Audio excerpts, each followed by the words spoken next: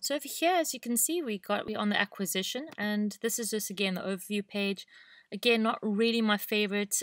I do understand that it gives a nice top level, but I do enjoy going into the detail rather.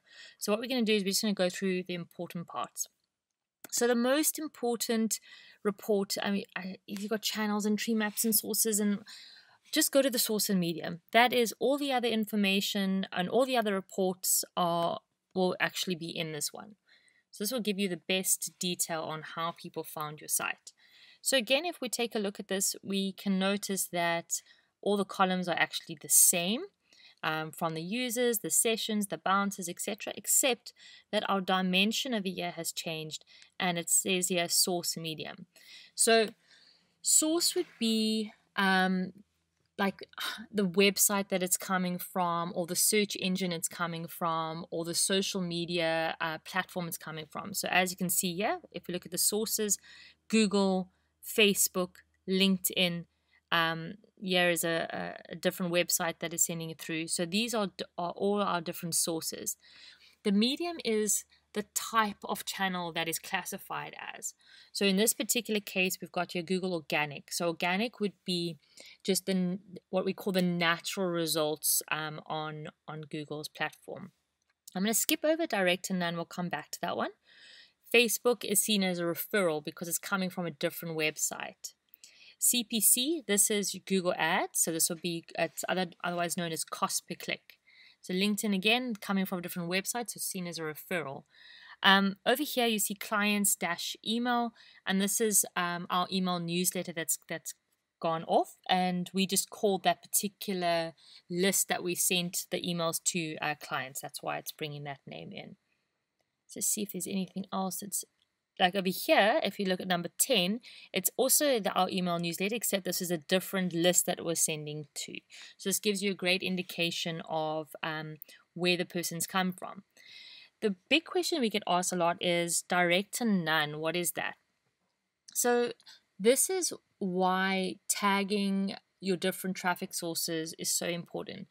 Direct and none is either people that have come directly to your website. So as like I did early on, I went straight to the bar and I typed the website in over here. This would be seen as direct traffic. However, if Google Analytics is unsure of how the person found your website, they're also going to stick it here.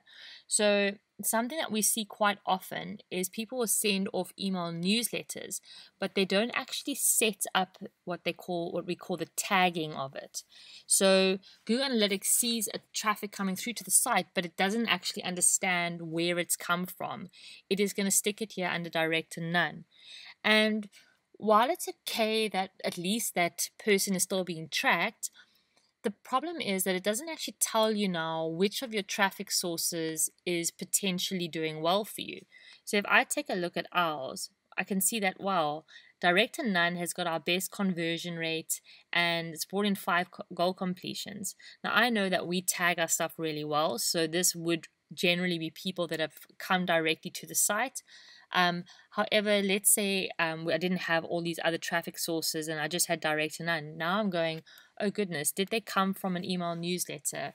Or did they come from my email signature? Or did they come from my Google My Business account? See, all of those things essentially need to be tagged properly, and then it can break it down for you.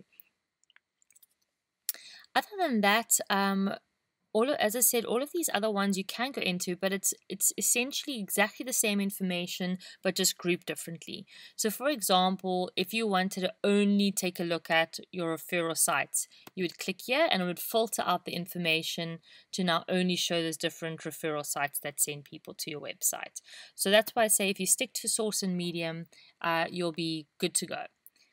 The next part that we use quite often is the Google Ads section. And this would only be relevant if you're running a Google Ads campaign. And if you go into this, it will actually give you more information about that particular campaign and how it's doing. For this particular website, we don't run a big Google Ads campaign at all because we actually run our Google Ads campaigns to landing pages which have their own analytics accounts. So that's why you don't see a lot of detail. However, the one thing I just want to point out is that under the Google Ads section in Google Analytics, you'll notice that the columns have changed. So I think this is very, very important. So instead of it having users and new users and sessions, etc., we now look at, they've got clicks. So how many people actually clicked on your ad? How much have those clicks cost you? And what was the cost per click? So each time somebody clicks, what's the average cost that you're paying Google for that click? Then you'll notice that the rest of the columns are the same. So it's just these first three columns that do change. You would generally be able to then get a bit more information. So I want to see, well, what was the exact keyword that somebody typed in?